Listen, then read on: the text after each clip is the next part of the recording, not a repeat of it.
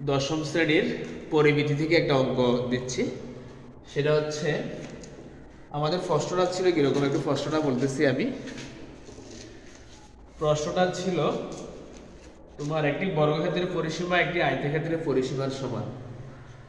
আয়তক্ষেত্রের দৈর্ঘ্য প্রস্থের 3 গুণ। আয়তক্ষেত্রের দৈর্ঘ্য প্রস্থের কয় গুণ? 3 গুণ এবং ক্ষেত্রফল 1200 বর্গমিটার। ঠিক আছে, তাহলে প্রতিটি 50 সেন্টিমিটার বর্গাকার পাথর দ্বারা বর্গক্ষেত্রটি বাঁধাতে মোট কতটি পাথর লাগবে এবং প্রতিটি পাথরের মূল্য 25 টাকা হলে বর্গক্ষেত্রটি বাঁধতে মোট কত টাকা খরচ হবে। আমরা তাহলে আজকে আয়তক্ষেত্রে ধরি, আয়তক্ষেত্রের প্রস্থটা কি ধরলাম? x ধরলাম। কি ধরলাম? x। দৈর্ঘ্য ধরলাম 3x, 3 গুণ। ঠিক আছে, 3 গুণ। সুতরাং ক্ষেত্রফল হবে দৈর্ঘ্য গুণ প্রস্থ, দৈর্ঘ্য গুণ। তাহলে 3x সাথে x গুণলে কি হবে? 3x স্কয়ার, 3x স্কয়ার হবে।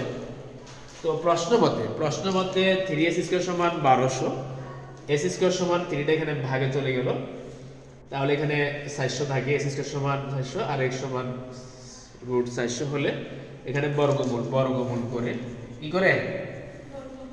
বর্গমূল করলে কি আসবে? এখানে x সমান 20 আসবে। ঠিক আছে, তাহলে প্রস্থটা 20 মিটার পেলাম। প্রস্থটা কি পেলাম?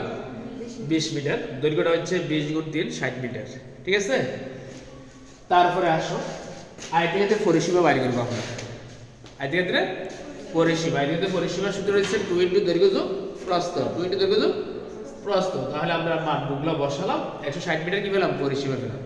এখন প্রশ্নে বলেছে আয়তক্ষেত্রের পরিসীমা যা, বর্গক্ষেত্রের পরিসীমাও তা। তাহলে বর্গক্ষেত্রের পরিসীমার সমান কি লিখলাম? আয়তক্ষেত্রের পরিসীমা। তাহলে বর্গক্ষেত্রের পরিসীমার সূত্র 4a। এটা সূত্র, এটা কি সূত্র? 4 এর সমান 160, 4 এর সমান, তাহলে এই সমান হবে 4টা কি ভাগে চলে গেল, 160 কে 4 দিয়ে ভাগ করলে 40 মিটার। কতটুকু? এটা এর মান পেলাম। সুতরাং বর্গক্ষেত্রের ক্ষেত্রফল হবে 40 স্কয়ার বর্গমিটার। ঠিক আছে, তাহলে 1600 বর্গমিটার পেলাম। আবার বর্গাকার পাথরের দৈর্ঘ্য 50 সেন্টিমিটার। কতটুকু? তাহলে 50 সেন্টিমিটার কি করব? ভাগ করে 100 দিয়ে ভাগ করলাম। কি করলাম? মিটার করলাম। কি করলাম? মিটার করলাম। সুতরাং ক্ষেত্রফল হবে এটা 0.5 গুণ 0.5 এটা। তাহলে আমরা এটা পেলাম। এখন আমরা লিখব পাথর লাগবে। পাথর সংক্ষেপে লিখব পাথর লাগবে কতটুকু? দেখো 1600 কে আমরা 0.25 দ্বারা কি করব? ভাগ করব। তাহলে 1600 কে আমরা যদি 0.25 দ্বারা ভাগ করি কত আসবে? ক্যালকুলেটর আছে তো? 1600 কে 0.25 দ্বারা ভাগ করলে